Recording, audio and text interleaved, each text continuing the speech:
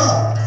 E o rei fala para ele: não tem ninguém aqui do Senhor, porque um desses moços faz alguns chifres de ferro e fala: use isso, que isso vai vencer a guerra. Só que esse moço devia, o Senhor conhecia que chifre não era da parte de Deus, era da parte de Baal. Então ele fala: não tem ninguém do Senhor, não tem mais ninguém que a gente possamos consultar. E ele fala: rapaz, até tem um, mas eu aborreço, eu maltrato ele, porque ele não fala o que me agrada. Mas o profeta não foi chamado para agradar o homem. O profeta não foi chamado para massagear o ego de ninguém.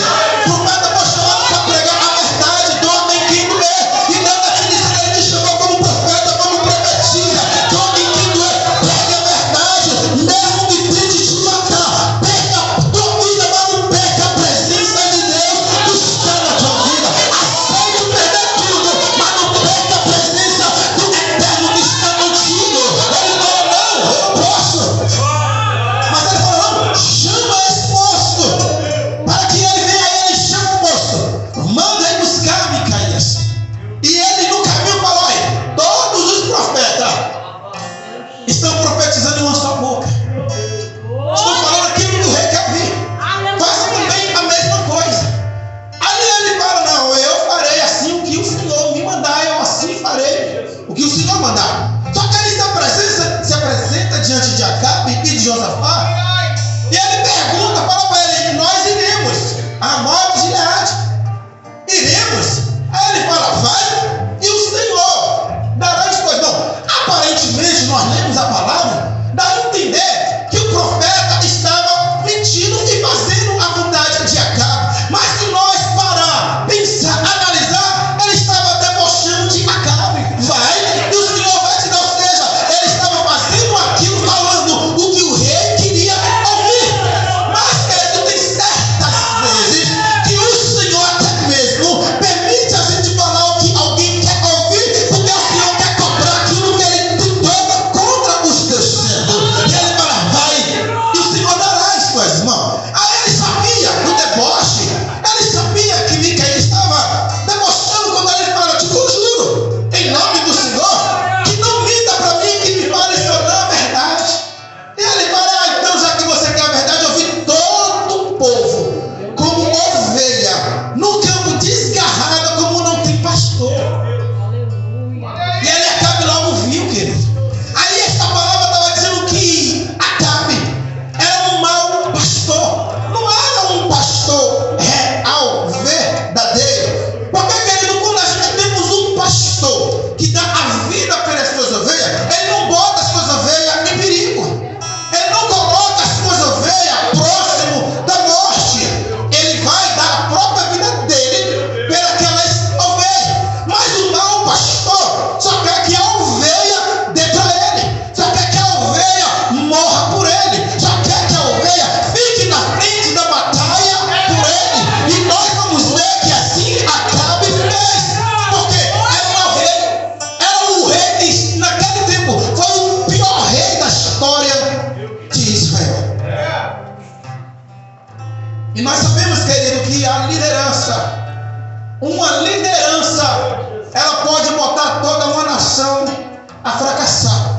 Tem a liderança de um país, tem a liderança da cidade, tem a liderança de uma igreja, mas também tem a liderança da sua própria casa. A liderança da sua casa, vocês que são pais, são mães, você é líder dentro da sua casa. Então, querido, hoje eu, Adilson, vejo uma geração de jovens mimados. Uma geração de jovens, igual eu vejo aí dizer, direto, jovens Nutella, que só quer as suas próprias vontades. Não obedece mais os pais, não obedece, querido, mais os mais velhos, não obedece a sua família. Faz o que quer, e ainda se o pai for reclamar, ainda quer olhar de cara, até quer falar mais alto do que o pai. Você está pecando diante do Deus de Israel, querido. Eu me lembro muito bem, eu sou baiano. Desci lá, meu pai me ensinou. Toda vez que eu passava com meu pai e via um mais velho conversar com meu pai, se eu não falasse benção meu tio ou minha tia, eu tomava tapa na boca na frente de qualquer um, querido. Eu tomava, minhas irmãs tomavam, porque Meu pai estava me ensinando a ser um homem, me ensinando, querido, obedecer os mais velhos. E eu louvo a Deus, querido. Hoje eu moro aqui cerca de 18 anos aqui no estado do Rio. Morei em Macaé, moro aqui agora em Itaboraí. Mas eu vejo, querido, um jovem, não agravando a todos, mas a maioria do jovem, eu estou falando de crente, não vou falar de ímpio aqui, vou falar de crente. Porque nós estamos aqui na igreja de servo do Altíssimo. E eu vejo jovem, querido, que não obedece os pais, não faz o que os pais mandam, não obedece à liderança e quer ter vitória, querido. E quer que Deus honre, quer que Deus exalte. Deus não vai te honrar, Deus não vai te exaltar. Porque se você desonra o seu pai e a sua mãe, você será desonrado. Agora, se eu falar, se você honrar seu pai e sua mãe, você será honrado. Seus dias vai ser acrescentado. Deus vai te honrar diante de onde você chegar. Porque se hoje você não honra seu pai, amanhã seus filhos também não vai te honrar. A sua vida não vai ter sucesso. Nada vai acontecer. Aí hoje começa a criar-se uma lei.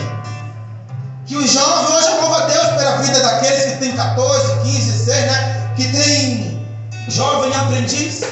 Mas criar-se uma lei hoje que os adolescentes não podem trabalhar. Eu comecei a trabalhar com 7 anos de idade. 7 anos de idade eu já vendia amendoim torrado na rodoviária de Candeias, a minha cidade natal. E fui crescendo. Trabalhei com todo tipo de coisas que eu trabalhava, era vendedor ambulante. E isso não me matou. E ali meu pai estava me ensinando que eu tinha que aprender a ser homem. E quando eu errava, que eu apanhava, eu já apanhei aquele de ficar todo cortado no corpo. Porque eu era muito bagunceiro, Tem que ser realista. E meu pai me cortava todo e me dava banho de água de sal. Ele falava que era para cicatrizar, para eu aprender melhor ainda. Ardia um pouco, mas no outro dia estava sarado. Mas eu fui aprendendo. Eu comecei a ter caráter de homem. Comecei a respeitar os mais velhos. Nunca falei mais alto do que o mais velho, porque eu sabia. Aprendi com o meu pai. E quando ele me batia, ele falava: eu estou te ensinando hoje para amanhã não ver polícia te batendo no meio da rua. Meu Deus, aleluia. Trabalhe hoje para amanhã você não ser ladrão e não ir preso. Aleluia. E eu comecei, saí de lá com 19 anos. Vim para o estado do Rio e o Senhor começou me tratando, me preparando. Trabalhei nas áreas da Petrobras lá de Macaé, vim para cá, trabalhei na PUC no Compete. E depois o Senhor começou a obra que Ele tinha especificado e me chamado para fazer. A obra missionária. Largar as minhas próprias vontades para fazer a vontade dEle. Para ir aonde Ele queria. Falar o que Ele manda. Glória a Deus. Não o que Ele, não o que eu quero. Porque, querido, chegar aqui para você e falar: Deus vai fazer, Deus vai te dar, é lindo, é bonito. Aleluia. Quer ver Deus falar para mim? Não fala para Ele se consertar, sair do adultério, sair do pecado, sair da roubalheira. Meu coração vai gemer, porque eu não quero dizer. É dolorido. Pois certa feita, querido, só quem sabe disso é minha tia de São Paulo, minha esposa, porque minha tia contou para ela, e agora vocês vão saber. Certa feita, aqui em Itaboraí, eu estava com algum tempo aqui. Eu estava no monte, e todo dia eu estava no monte, que eu não queria mais que eu trabalhava, mas todo dia eu entregava currículo e subia monte. O monte nesse dia estava vazio. E eu fui para um lugar que eu gosto, ficava reservado, porque eu gosto de conversar com Deus, porém, estava voltando, descendo numa prova travada, daquele jeito, as contas todas atrasadas, as pessoas não vinhando, minha família lá, metendo maia, me chamando de preguiçoso, muita coisa que você imaginar. E o coração daquele jeito desacelerado, eu conversando com Deus. E eu morava numa casa que morava cerca de 10 homens, que nós veio de Macaé, trabalhando com Compete, nós dividíamos aluguel, é tipo como alojamento. Sei que a maioria aqui sabe o que é alojamento. Nós dividíamos aluguel, dividíamos alimento. E esses moços, alguns eram ímpios, e 2 eu ganhei para Jesus lá em Macaé, mas estava afastado aqui. Deus me trouxe, eu ganhei eles de volta para Jesus. Outro veio, se rendeu, veio um que era traficante na Bahia. Eu comecei ali, Deus começou a coisa, ele veio para Jesus, hoje é evangelista da casa do Senhor. Aleluia. E Deus falou para mim que fechar a porta, e esses homens trabalhavam no Compete também. Agora, olhe para mim, eu desempregado, orando por eles saíam de uma empresa e pichavam em outra, rápido mesmo. Era direto, saía de uma, pichava em outra, saía de uma, pichava em outra, todos eles. E para mim a porta estava fechada. fecharam. Meu coração se entristecia. O diabo falava aí, você ora e Deus abre para ele para você, cadê? As contas tudo atrasadas, eles te humilhando. E meu coração se entristecia quando eu começava a questionar com Deus. Que eu orava e que eu abria a Bíblia, só caía todos os dias. Pelo incrível que pareça. Só caía no Salmo 37. Não te indignes por causa do malfeitor. Não tem inveja daqueles que prosperam em seu caminho. O pastor falou de inveja aqui hoje. E Deus estava me mostrando que eu estava invejando o que ele estava tendo e eu não. E ali, querido, eu ficava triste, mas entendia e ia fazer. E ali eles me coisavam mais. Deus honrava. Depois, morei por cerca de 10 comigo. Hoje 6 deles é servo do Senhor. Alguns não quis, mas eu fiz a minha parte. Um deles foram lá na casa, tentaram matar um deles que estava bagunçando no compérgio. Só que aí depois um deles falou comigo que só não matou ele, o rapaz falando com ele, eu só não matei, fui por causa daquele irmãozinho que está lá, que eu vejo que Deus é na vida dele. E eu falei também, já que Deus me colocou lá para dar a vida, louvado esteja o nome dele ali, Deus fez. E eu cheguei, subi, passei, desci, e Deus falou comigo, volte, falei com aquela mulher, falei, não vou porque eu estou assim. E estou passando por isso, e desci. E Deus falou, obedeça, quem manda sou eu. Volte e fale. Voltei, entreguei tudo para a mulher. Que uma das palavras que eu me lembro foi que o marido estava fazendo isso, batendo nela, isso, aquilo, outro. E ela se derramou em lágrimas. Eu falei, minha irmã, receba a sua vitória. E de repente, Deus falou, tinha outro rapaz do outro lado. Eu fui, entreguei para ele, voltei, descendo. Ela falou, irmão, faça favor, quero louvar a Deus pela tua vida. Aconteceu isso. E o marido que me bate é aquele homem que era meu marido. E ele estava lá junto com ela, eu, amém.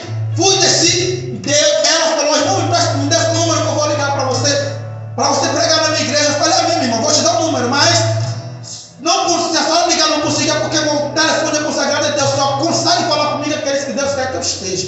Ela começou a ligar várias vezes, me contava na rua, falava que não conseguia, chamava, mas não, meu telefone não chamava. Aí, nisso passou cerca de 5 meses. Um certo dia ela me viu na rua e falou a mesma coisa, e Deus falou comigo, hoje você vai. Aí ela marcou comigo, eu marquei com ela, entrei dentro do carro, Deus falou comigo assim, e assado. Isso vai falar. Meu coração começou, querido, a gemer. E nesse tempo Deus tinha marcado a minha viagem para Israel. E tinha acontecido muitas coisas, estava travada. Na hora que eu cheguei na igreja, a igreja era casa de oração. Deus falou, é casa de contenda. Deus falou comigo. Eu falei, é forte. Fui. De repente eu era um pregador, tinha outro pregador que veio lá do estado do Rio Grande do Sul, que o rapaz que era o marido dela, que botou ele no meu lugar, ela falou, irmão, que é isso, que é aquilo, outro, eu vou te dar 10 minutos, e você não sei o que, porque ele não sei o que, chamou ele para pregar. Eu falei, amém, fique em paz. Eu vim para fazer o que Deus mandou, me deu a oportunidade, e Deus me levou lá em 2 Crônicas 7:14, se o meu povo te chama pelo meu nome, e você está. E aí, automaticamente, querido, na hora que ela me deu, que eu lancei essa palavra, e comecei a falar. Aquele moço, o marido da pastora, estava roubando a igreja, estava pegando o carro, estava se prostituindo, adulterando contra aquela moça, e fazendo muita barbaridade. Deus falou, você vai falar, e ai de você se não falar. Mas antes disso, eu gosto de ofertar, é algo meu, porque toda igreja que eu vou, gosto de ter pelo menos uma oferta, uma moeda, para ofertar na casa do Senhor, porque eu creio, eu aprendi que é dando que se recebe. Eu abençoo na casa do Senhor, o Senhor sempre vai me abençoar. Eu estava com R$4, que eu fui no carro dele, e para eu ia voltar naquele mesmo carro. Eu estava com R$4. Na hora das ofertas eu tirei para ofertar, Deus falou, não oferte. Aí na hora que passou por mim, eu meti a mão, Deus falou, obedecer é melhor do que eu sacrificar. Não oferte. Tirei a mão do bolso, passou, veio a minha oportunidade, entreguei tudo, entreguei o microfone, porque o altar estava corrompido. Entreguei o microfone e desci. Na hora que eu desci, querido, aquele moço que Deus mandou falar tudo isso, e mais alguma coisa que vocês ouviram aqui, eu me prostei para agradecer ao Senhor. Na hora que eu levantei, você vê aquele homem. Era uma tripa seca, querido. Era um magrelo. Se eu fosse revidar, uma tapa minha ele caía. Mas na hora que ele veio, eu levantei, ele começou bicando, me batendo. E eu só me defendia com as pernas, que eu já estava no chão eu fiquei. Me defendia, aí acabou tudo aquilo. Aí ela falou, vai embora, irmão, não sei o que, amém. Eu fui. E eu passei que era um lugar distante. Quando eu cheguei no meio da pista, Eu fui pegar o monte, dei a mão. Meti a mão para pegar o dinheiro, para pagar, e Deus falou, não está ouvindo? Se você me desobedecer, se ofertasse, além de apanhar, você ia ter que ir a pé para casa. E eu falei, é forte, Jesus. Porque Deus queria fazer, e naquele dia, como Deus falou, a casa fechou. E não abriu mais, porque era uma casa que só tinha contenda e casa que estava servindo ao capeta. Deus não estava mais naquele lugar.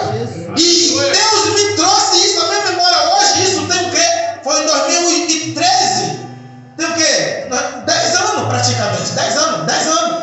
Nós estamos no mês 9 já. Isso foi mais ou menos em junho, por aí assim.